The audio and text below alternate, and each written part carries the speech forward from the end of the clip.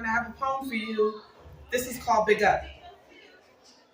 Big up to the truth sayers, the generational curse breakers. Big up to the hearse makers who decided to open the coffin and let the dead breathe. Give the spirit a chance to see who set them free. Big up to the naysayers and the chain breakers. Big up to the soul that becomes whole with the way makers. Big up to the story that has never been told, but the scrolls are already intoned. This is for you. For society will hate the call, but remember God loves the chosen. Big up to the chosen ones, the nations in which we arose from. Big up to the empires that dead kings aspired to build. Big up to the spirit that can never be broken, and the ancestors have spoken. Big up to you. Thank you. Hey everyone, I hope you're doing well. Happy New Year. I really love that poem. That was one of my favorites. That's called Big Up.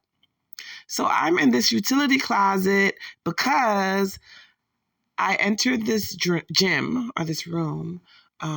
It's typically a room that we do classes or there's group classes at the gym. And people were already there and they wanted the lights off. And I had asked if it's okay if I put on the lights, and they said they prefer it remain off.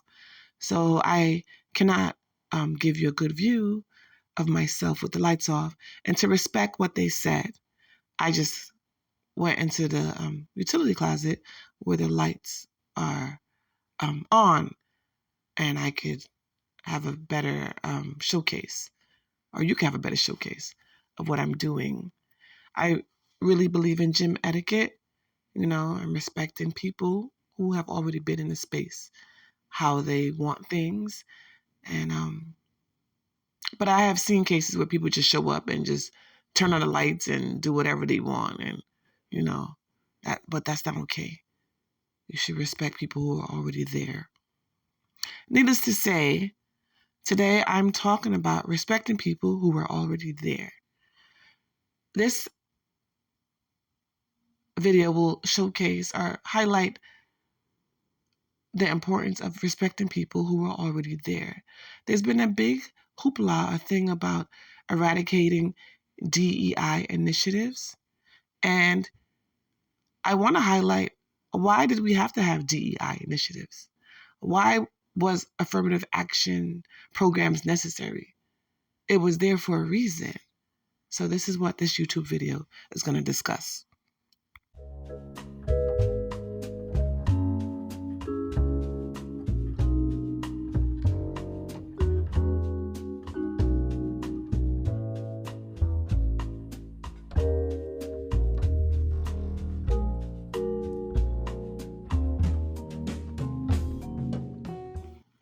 So DEI, which is a term used in the United States of America, means diversity, equity, and inclusion.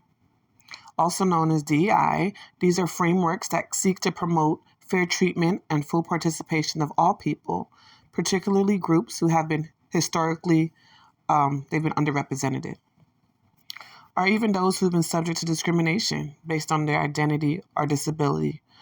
Other terms may include belonging, accessibility, justice. In the United Kingdom, the term is equality, diversity, and inclusion, also known as EDI. It's used in a similar way. So diversity, even though people would like you to believe diversity is white and black, it's more than that. Diversity could be someone's sexual orientation, their disability, age. People over 50 or 60 may feel excluded because they are considered old. It can be people's ethnicity. It could be the culture, the class, religion, even their opinion, And many times, if not all, these programs had to be implemented.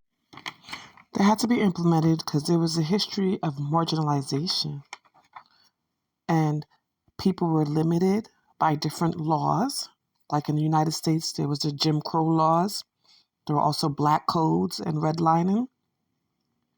So if you don't know, Jim Crow laws were local laws particularly implemented in southern states in the United States in the late 19th, early 20th centuries.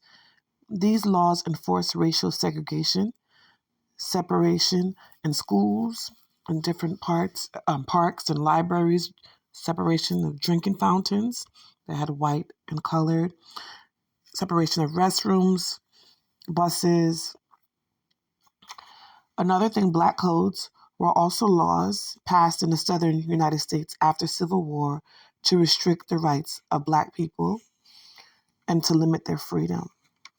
We also have history of Indian Removal Act of 1830, and it was basically signed by Andrew Jackson. It enforced or authorized the government to forcibly remove Native Americans, indigenous people from their land, and forced them to sign treaties. They took land.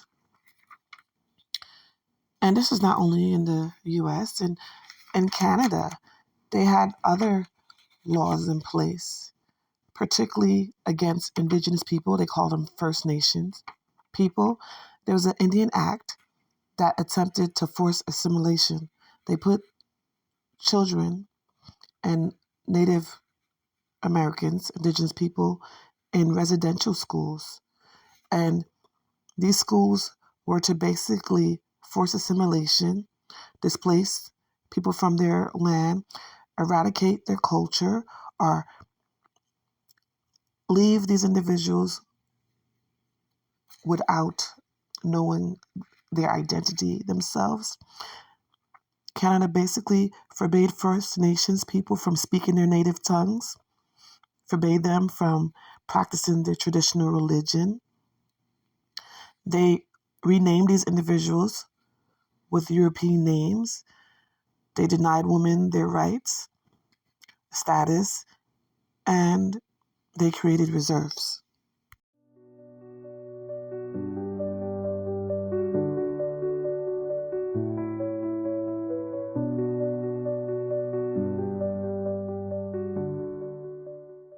So I forgot to mention, in Canada, their form of DEI, diversity, equity, inclusion, is called the Employment Equity Act. This is a law that's federally regulated, and it requires employers to eliminate barriers and maintain proper representation, or proportional, not proper, representation in the workplace for members of the following designated groups: women, indigenous people, people with disabilities, and racialized people, Aboriginal people. So it's important to note that. So, as I said prior, these laws had to be put in place because there were things that were hindering many people of color. In the UK, after post-Civil War, England needed to build up basically their environment, their community, and the UK recruited people to help them rebuild their economy after the war. And they recruited individuals from the Caribbean, from Africa, and Asian countries. And these are places in which the UK had a commonwealth, or they colonized these specific places, and they encouraged people from these places to come over to live in England and to help them out. These individuals came to England, and they basically were met with discriminatory and racist practices and policies. There were a lot of large-scale racist attacks on quote-unquote colored communities in London, Manchester, Liverpool, Notting Hill. There was even something called the color bar that prevented colored people from obtaining jobs and accommodations. And this was even though if they were fighting for British titles, when they joined the armed forces, there were certain things that were passed to hinder these said individuals. There was a 1925 Colored Alien Seamen's Order, and this was passed to limit the presence of blacks and Asians as seamen in Britain. Another thing was the 1981 British Nationality Act, and it granted citizens of British colonies the right to live and work in the UK. So there are just so many other groups that were disenfranchised: Japanese Americans who were placed in internment camps. We can talk about Mexican Americans. There's just a history I just want people to know that American history is Asian history, African history, Caribbean history, Hispanic history, like just we're all intertwined, indigenous history, you know? But what I like to point out is that these individuals who were ostracized, who had policies, laws implemented to keep them at a certain level or keep them in their place, quote unquote, or whatever it is the system is trying to do. These individuals got together. They formed organizations, associations to support each other. They arranged boycotts and strikes. There were riots and protests.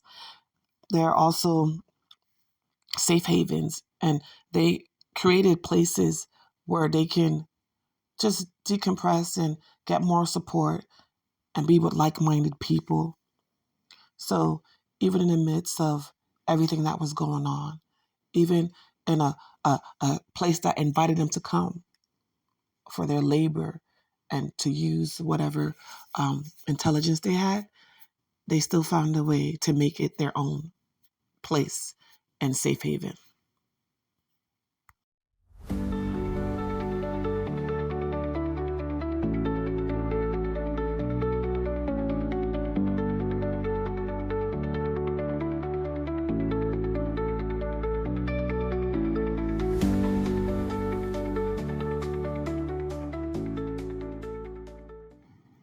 I just want you guys to remember your roots and culture.